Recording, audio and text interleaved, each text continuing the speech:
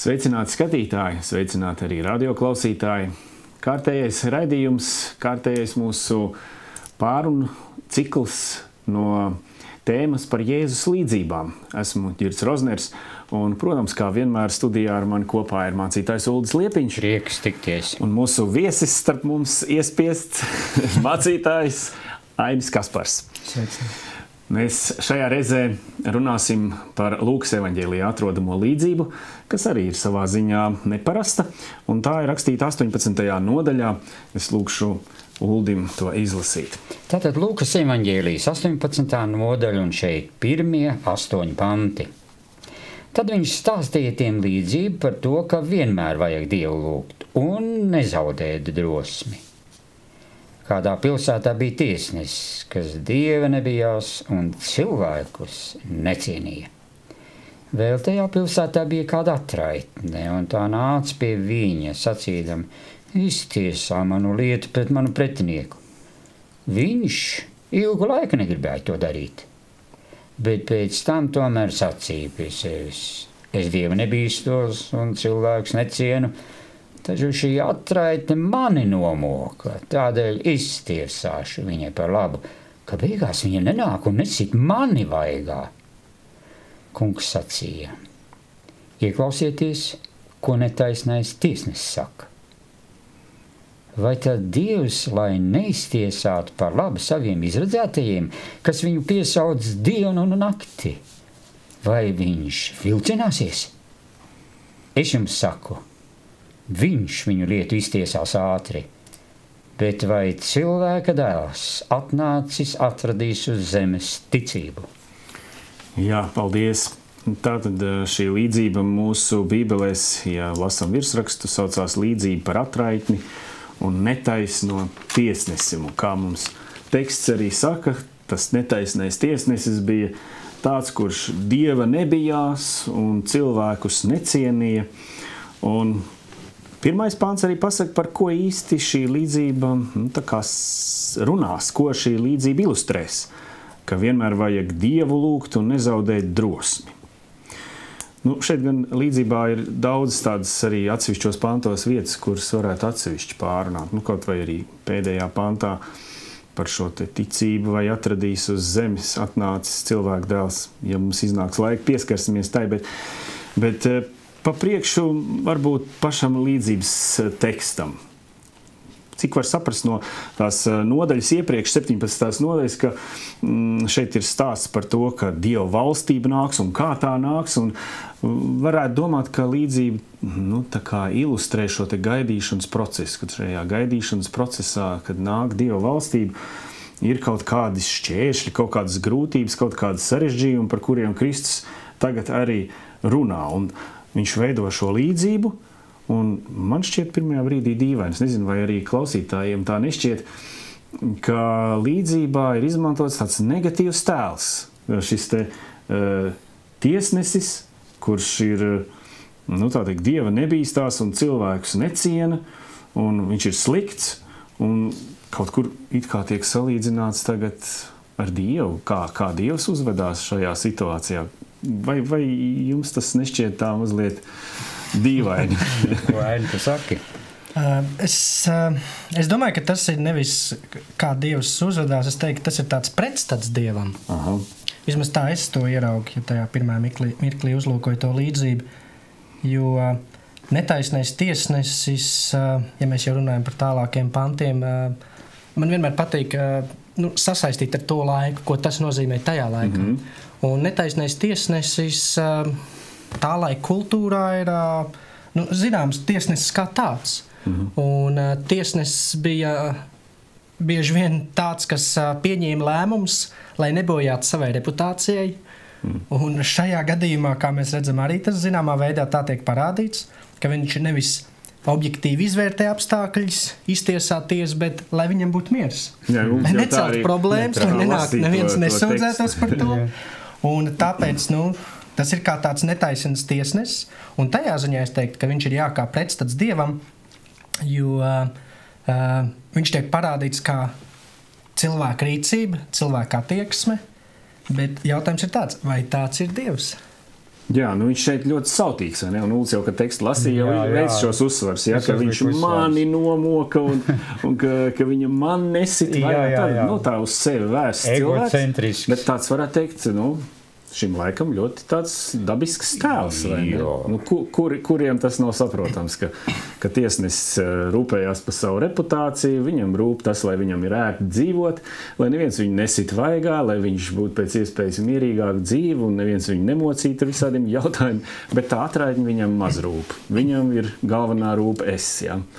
Un tagad viņš tiek kaut kādā veidā vienā brīdī pārvarēts, tā viņa nevēlēšanās kaut pirkstiņu pakustināt aiz šī sautīgā motīva, ka viņš varētu kaut kā ciest no tās atraitnes, viņš tiek pārliecināts, ka viņš tagad atbildēs. Un nāk salīdzinājums pēkšņi ar Dievu, ja?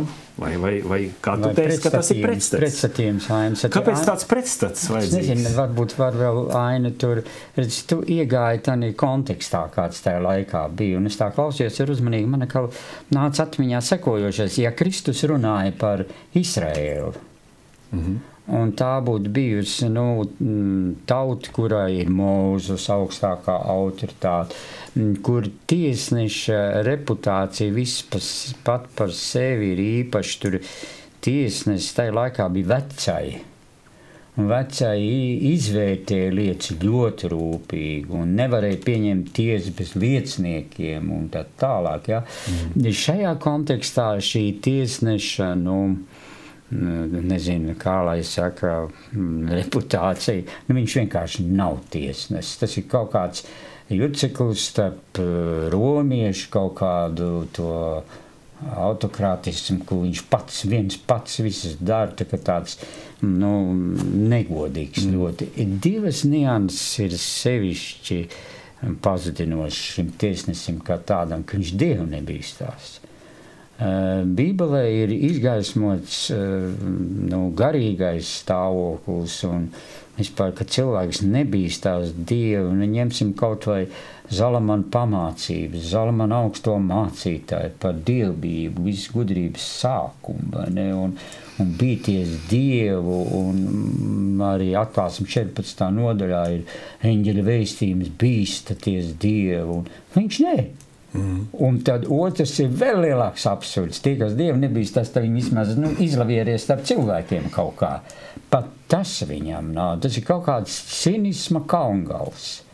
Un viņam pretstatā ir šī sieviete, kura nespēja atkāpties no savas, jo tas ir viņas izdzīvošana, viņa citādi nevar padzīvot, jo viņai izskatās ir ārkārtīgi nežēlīgs stāvoklis, ja tā no tā konteksta, ko tu sacīji. Viņa bija ļoti beztiesīga, viņai vīrs ir miris. Acīm redzot tie īpašumi, kas viņai pienācās, ja viņi tik veikli, tur kāds manipulējis, ja, ka tie viņai ir nolaupīti, tie viņai ir nokrāpti, tie ir noņemti vardarbīgi nost, un viņai vienīgā iespēja kaut kā tiesas palīdzību kaut kā izdzīvot. Un šī tiesneša reakcija ir galīgi ļauna. Vienkārši tā nevar rīkoties. To mūsu sabiedrība, man liekas, tik atklāti to nevarētu. Tad būt 3. kanāls vai pat arī 1. kanāls televīzijā rādīt. Tādas sūdzības nevar notikt sabiedrībā. Un Kristus tieši grib parādīt šo sūdzību, kur laimīgi beidzās ar to, ko beigās iztiesā. Ja? Lai rādītu, ka lūkšanas dzīve ir sarežģītākā, mums šķiet pirmajā brīdī. Jā, Jēzus vispār... Cīņa, ne tik dzīve, bet cīņa, lūkšana cīņa. Jā. Kristus man šeit vispār tāds salīdzinājuma meistars, un man gandrīzai atmiņā gribās pieminēt to vietu, kur viņš salīdzināja arī attiecībā uz tādu lūkšanas tēmu, kur viņš teica, ja jūs saviem bērniem spējat dot labas dāvanas, vai gan jūsu debesu Tēvs arī nedos vēl vairāk laba dāvana tiem, kas viņas lūdz. Ja? Tātad šeit viņš salīdzināja labu vecāku, tādu domāšanu un mīlestību, labestību pret bērniem ar Dievu, kurš ir vēl vairāk labestīgs. Bet šeit man tā kā mulsina, ka viņš tu ļoti labi noraksturoji to ļaunumu, cik viņš ir tāds īstenībā nekrietnes un cinisks, ja? Un ka viņam vajag izmantot šādu te ļaunumu un tad viņam pretstatīt Dievu. Kāpēc viņš tādu salīdzinājumu izvēlās? Nevis kaut ko labu, ļoti uz pasaules labu, par ko labāk neko nevar izdomāt, un tad pielikt klāt, ka Dievs būs vēl labāks, kā tajā iepriekšējā piemērā. Man ir interesanti tā doma saistībā ar to. Būtībā tātad par ko tad ir jautājums, kāpēc Jēzus stāsta tādu līdzību? Cilvēki jautā, kas tad ir ar to Dievu valstību? Kad viņi būs, kā tur būs un viss. Un parasti, ko cilvēki vēlās, ātrāk tādā nokļūt, lai ātrāk tāda pienāk. Sevišķi viņi vēlējās. Un kā tad, lai to ātrāk saņemt? Lūdzam, un gan jau tu līdz ātrāk arī pienāks. Mēs arī tāpat. Un tagad, ja es stāstu līdzību, viņš saka, ir netaisns tiesnesis, kurš tātad neko nebīstas, kā tu sacīji, tātad cinisks kalbels. Kuram ir vara. Jā, pie viņa atnāk atraitni, tātad sabiedrībā visneaizsargātākā būtne, un ja mēs zinām Lūkas evaņģēlija konteksts, viņam ir ļoti īpaši izcelt tieši tos neaizsargātākos. Jā, tādi ir. Viņa atnāk, un man patīk, tur grieķu valodā ir teikts, lai atrieb viņas to problēmu. Tātad būtībā viņa ir nodarīts pāri. Ārkārtīgi nodarīts pāri. Un tagad ir tā, ja lūdz, kaut kad ir jāatbild viņai tā lūkšana. Un tas netaisnais kalps pie tā arī nonāk, ka nevis viņš objektīvi gribētu to atrisināt, bet miera labad viņš tagad atrisina. Un ja mēs paņemam tagad visu to kopā, tad cilvēki gaida uz debesu valstību. Viņi tagad lūdz, un dažkārt cilvēkam liekas tā, jo neatlaidīgāk es lūkšu, jo ātrāk viņi pienāks. Un tad Dievs, es pat teiktu, Jēzus to līdzību pagriež tādā kontekstā, ka viņš saka, Dievs nav kā tāds netaisnais kalps, kurš bez mazai miera, kurš miera labad, labi, lai tik man liek mierā, un pēc tam man te vēl nepārmet, ka es kavējos, tagad atrisināšu man lietu. Jo, piemēram, Atklāsmes grāmatā, tur, kur mēs lasām 6. nodaļu, ja nemaldos, tur ir precīzi, tur man liekas, no 9 līdz 11, tur ir rakstīts, kur ir mocekļi, viņi arī sauc, kāpēc tu neatrod, cik ilgtum, un neatmaksās. Un būtībā tur tas konteksts ir kāds, viņš iedod pat drēbes, viņš saka, vēl jums ir jāpagaida. Ka tajā ziņā, kad Dievam ir savs noteikts laiks, kuru nevar ietekmēt ar lūkšanu daudzumu vai ar lūkšanas kaut kādu spēku. Viņš nav kā tāds netaisnais kalps, kurš grib tikai atbrīvoties no tādiem lūdzējiem, un tad bez mazai, to, ko jūs prasat, labi, es jums iedošu, lai vismaz jums ir miers. Jā, vai drīkstāt ģirt šeit? Ainas vairākas reizes viņu nosauc par netaisnu kalpu. Viņš ir netaisnais tiesnesis. Bet tieši tas, ka tu nosauci, man atgādina kādu Bībeles komentētāju ļoti galēji izvērtējumu. Proti, ka šis tiesnesis aino pašu velnu. Ka viņš arī būs spiests piekāpties vienu dienu. Un ja no tās puses skatāmies, tad ir Ieva grāmata tūdaļ augšā, kā viņš apsūdz Ievu, un nevar saprast, kāpēc Dievs it kā piekrīt kādu laika Ievs iziet caur neiedomājums mocības. Un Aina pieminētā Atklāsmes grāmata 6, viņi sēd kopā vēl ir Daniela grāmatā tur 8. nodaļā, cik ilgi. Un tādā sakarā tur ir pieminēti tie 2300 vakar un rīti, cik ilgi. Un tas vēl turpināsies. Un Kristus tieši ar šo liedzību rāda tik ilgi, cik ilgi būs tik egoistisks cinisms, un viņam tiks dota vēl eksistence, tik ilgi būs šī mocīšanās. Jo tikai tad, ja tas, piemēram, tas tiesnesis, ja viņš būtu savādāks, ja viņš dievbītos, cilvēks cienīt, tās jautājums momentāli tik nokārtots. Un patreiz arī dzīvē ir gadījumi, kur tā nenotiek, un ir gadījumi, kur notiek galēji. Un Dievs vienkārši parāda, kad viņš lietas kārto pāri visām šīm te lietām, gan kliedzējiem, gan netaisnējiem. Un viņš nāks ar savu atbildi ātri. Bet vai tad nesanāk tā, ka Dievs it kā ir atkarīgs no tā, ka ir šie ļaunie ciniskie cilvēki, kuri dara citus nelaimīgus, un tāpēc Dievs ir tā, spiests teikt, ka ir tik ilgi jums jāgaida, kamēr būs šie cilvēki, un es neko nevaru tur darīt. Tāda ir tās dzīve jums te uz zemes. Ieva grāmatas ir atslēga, bet to nevar tik ātri dabūt. Paskat, kas viss nav jāizdara. Ieva grāmatas sākums jāielasa. Pēc tam jāizklausās visi tie draugi. Tad, ja tur Elihu vēl nāk ar savu viedokli, ja pēc tam Dieva atklāšanās Ievam. tur katra nianse atklāja daudz, ko pēc tam jāsaprot Iebs, kāpēc viņš saka, tā man vairs nav ko teikt. Kāpēc beigās Dievs saka, tā pilnīgi es nostājos Ieba pusē, un Iebs būs tas, kurš atrisinās tālāk draugu jautājumu. Un pēc tam milzīgs pagrieziens, ka Ieba dzīve mainās. Ieba grāmatā ir atslēga, bet to atslēgu nav viegli dabūt. Dievs nav no nekā atkarīgs, izņemot, ka viņš ir īsti taisns. Un viņš rīkojās godprātīgi.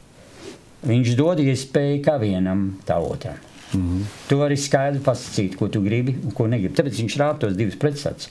Atraitnē tiek dota iespēja izturēt līdz galam. Tiesnesim tiek dot iespēju būt nelietim. Bet pēc tam Dievs gan pateiks galvārdu. Viņš ātri rīkosies. Es vēl varu piezīmēt uz tā tavu jautājumu, vai Dievs tā nav atkarīgs. Man pateikt tādu salīdzinājumu teikt, ka Dievs ir savā ziņā tā kā komponists. Ir skaņdarbs, kur viņš ir sarakstījis, un būtībā viņš zina, kad ir beigas. Mēs, kas esam klausītāji, mēs nevaram švilpt no zāles teikt, viss mums pietiek, beidz nos to gabalu. Viņš kā mākslinieks, viņš būtībā nav ne no viena atkarīgs. Viņš pats nosaka, kad ir beigas. Jā, skaidrs. Man liekas, ka mēs tādas labas jau atbildes sniedzām, bet kā mēs varētu tādu īso atbildi dot lasītājiem, kurš saka, it kā tā līdzība mudina uz tādām domām, ka notiek kaut kāda kavēšanās, ka cilvēkiem ir jārēķinās ar to, ka būs grūtības, ka tās atbildes nenāks, ka būs kaut kādi šķēršļi tavā lūgumā. Un tai pašā laikā uzreiz nākošajā pantā ir teikts, ka vai tad, lai Dievs neiztiesātu labi saviem izredzētajiem. Un 8. pants, viņš lietu iztiesās ātri, it kā tāds prestats uzreiz, bet Dievs tomēr rīkojas ātri. Kā mēs varam savienot tagad kopā šī cilvēka tāda mocīšanās un sajūta, kad neiet tā lieta uz priekšu, bet tomēr tāda Kristus dotā pārliecība un apziņa, ka tomēr Dievs grib rīkoties ātri? Varbūt pirmā ātrā atbilde tāda, kur momentāli atrisina visu, ir Lūkas evaņģēlijā sākumā, ko bija sacīts. Viņš stāstīja līdzību, ka būs lūgt un nebūs zaudēt drosmi un nebūs pakot. Un ar to beidzās viss. Izturi lūkšanā, neatkāpies no pareizajām lietām, izturi. Nākošais ir tas, ka, lai varētu saprast, kā Dievs ātri rīkojās, tur būs pagrūti, ja mēs ar saviem mērkokiem iesim. Jo tur ir jāņem Bībele kopumā, un cik ātri Dievs rīkojās plūdos. Cik ātri viņš rīkojas citās vietās, cik ātri viņš rīkojās pēc Kristus krustā sišanas, un arī tas, ka pat Pilāts neticēja, ka Kristus ir miris. Jau šķēps tika ietriekts viņa miesā. Dievam ir ātrās rīcības. Un jautājums, ko tu teici, vai mēs paspēsim pieskarties, vai cilvēku dēls atnāca atradīs ticību, rāda to, ka Bībeles atklāsme par Kristus otro atnākšanu arī viņa pieminēta ātra. Pat kā zaglis ātri negaidot.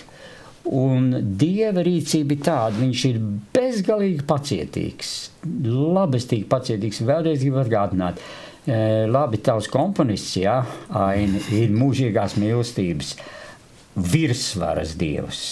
Un mīlestība ilgi gaida. Ilgi gaida un visu pacieš līdz galam. Bet atraitni cieši arī. Uzmanību. Atraitni šoreiz Kristus izvēlējās. To atraitni, to vienīgo, kurš lieta tik. Jo es zinu vēl tūkstošiem un miljoniem atraitnis, kuru lietas šie sadisti neiztiesā. Un Kristus to ar nolūku sacīja. Jo viņš sacīja, katrs, kas paļaujas uz to kungu, viņš gūs gandarījumu, ka Dievs aizstāv, ka viņš iejaucās. Un es gribu iedrošināt katru, kurš jūt, kad ir spēka galā, ka vispār vairs nevar izturēt. Tici Dievam. Kristus sacīja, ticiet Dievam, ticiet man. Es esmu aizgājis sagatavot mājokļus. Uz Dievu var paļauties, jo kopējā atklāsme, cik ātri un precīzi un ideāli un pilnīgi te komponists, viņš zina noslēgumu, visu kulmināciju. Dievs ir tāds. Arī kā tiesnesis. Ļoti vislabestīgākais un mūžīgās mīlestības Dievs. Viņš paliek arī tiesā. Jā, paldies par šo atbildi. Es saprotu tā, ka mums ir tā cilvēciskā sajūta, ka ir kavēšanās un ka ir grūtības un ka ir problēmas, jā. Bet man šķiet, ka tieši Kristus grib parādīt to, ka tā kavēšanās tiešām vairāk notiek dēļ tās nožēlojamās situācijas, kurā mēs šeit esam, kur ir visādi apstākļi un cilvēki un tā, bet ka Dievs tiešām grib rīkoties ātri. Viņam nav nodoms te kādu mocīt, kādu ilgi turēt un likt viņam cīnīties bezspēcīgi un bezcerīgi. Visa nelaime ir tā, ka egocentriskam sadistam ir vara. Jā. Un šī vara ir jāatņem, ja viņš lieto viņu pareizi. Un Dievs to rāda, ka tas notiks. Nu, mēs redzam, ka tā atbilde ir, kā šo spēku var gūt, un tas arī izskan tajā 1. pantā, kas parāda šīs līdzības jēgu, ja, ka ir lūkšana mums dod. Ticība beigās. Nu, kā jūs saprotat, ko tas nozīmē lūgt un nezaudēt drosmi? Nu, kā jūs to savā dzīvē redzat, tas kaut kā darbojās, tas palīdz, un tam ir tāds spēks, kāds šeit ir teikts. Būtībā, kas ir lūkšana?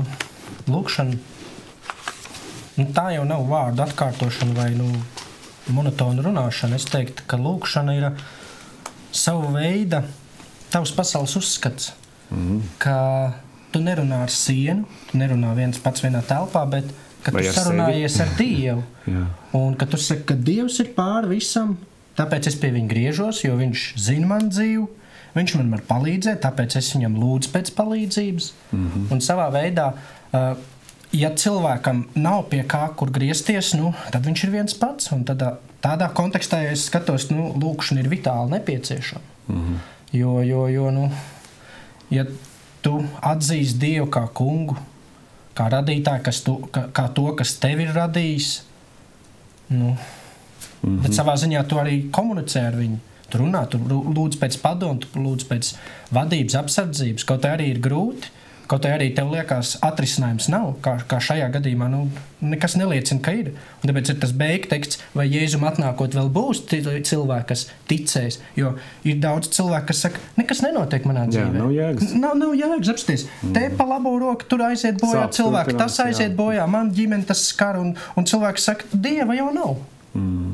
Ja drīkstētu vēl pie tā, ka lūkšana nav tikai vārdi pateikt, bet tā vispirms nostāja līdzīgi atraitnē, viņai bija nostāja.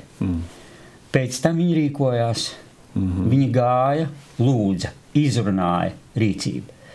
Un šai gadījumā to, ko varētu gara pateikšu ļoti īsi. Ar 60. gadu Bībeles tulkojumu 37. psalms, 5. pants. Pavēli tam kungam savu ceļu, ceri uz viņu, gan jau viņš to darīs. Izturēt. Paldies par šo sarunu, paldies par šo interesanto atrisinājumu līdzībai.